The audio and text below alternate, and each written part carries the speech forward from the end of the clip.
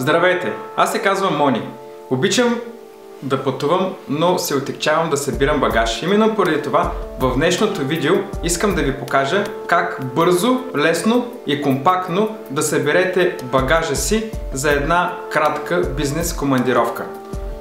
Щом ви се наложи да пътувате за продължителност от 2-3 дни, разбира се, първото нещо, което трябва да направите е да се съобразите с това какъв ще е дрес кода, който ще се изисква от съответното събитие, на което трябва да присъствате. Ако е необходимо да имате строго официален костюм и вратовръзка, то тогава е наложително да си ги вземете в багажа си. Ако ли пък събитието не е чак толкова формално, може да си позволите и малко по-бизнес casual аутфит, нещо, което аз предпочитам, и да замените официалният костюм и строгата вратовръзка с чино панталони, по-спортно сако и плетена вратовръзка, например.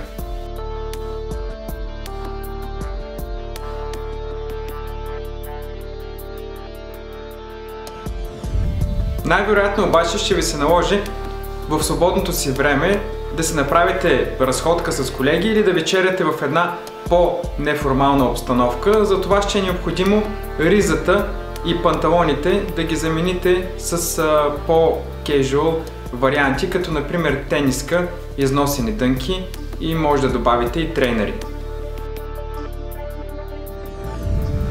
Благодаря ви, че изгледахте нашето видео и стигнахте до тук. Ако за в бъдеще имате някакви въпроси или имате нужда от съвети, които все още не съм ги споделил с вас, можете да оставите вашите коментари и въпроси под видеото в канала ни в YouTube.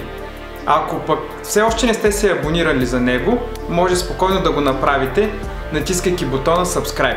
Ако седмичните ни видеа в YouTube не са ви достатъчни и имате нужда от ежедневна инспирация, може да ни последвате в профилите ни във Facebook и Instagram. Благодаря ви!